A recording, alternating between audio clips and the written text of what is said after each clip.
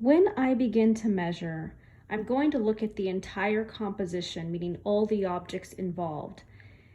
I would say my largest area or the biggest mass form would be the ball on the left-hand side, so this violet sphere. When I use the sphere, I can measure everything off of it. So for example, what I'm going to use is a pencil, and I'm going to use my hand, and that's how I will make my measurements. So in this case, what I'm going to do is I have my pencil. I'm going to use the flat part, not the pointed part. The pointed part sometimes can be difficult to work with just because it has a thinness to it, so it can be a little bit difficult to see all the visual noise. So I'm going to use the tip of my pencil. I'm going to get my thumb, and you can't really see it from the camera, but I'm going to go ahead and put my thumb at the very end of this particular object. I also want to lock my elbow. I know you can't see that right now. We'll go over that later on in a other session. Okay, so I have the width right now. I'm going to go ahead and just move my pencil.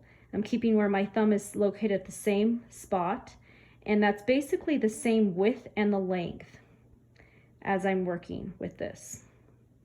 Then I want to go ahead and see how many spheres length will I get to the very top of this yoga mat that's rolled up.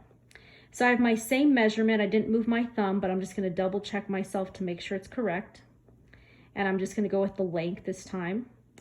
Once I have this measurement, I'm just going to pull it over to where the very bottom base is of that fabric on this particular little table.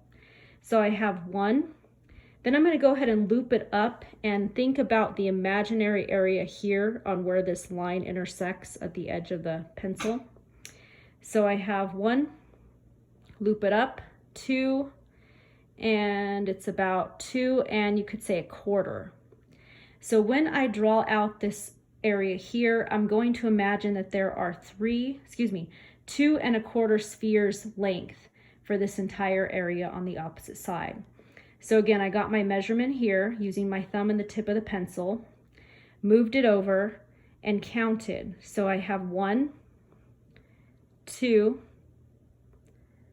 about 2 again, and 1/4. And the rest obviously is negative space.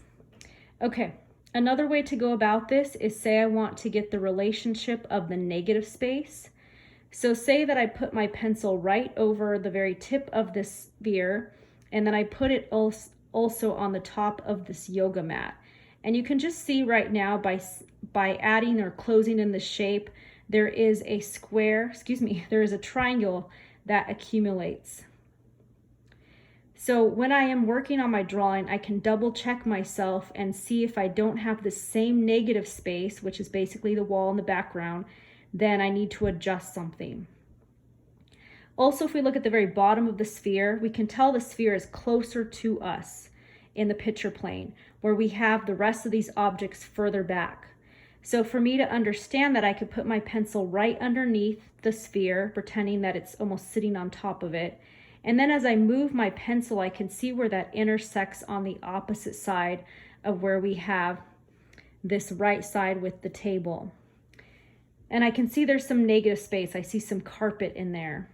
So there's a small location that can help me also with knowing that I would make the sphere closer and this one would be further.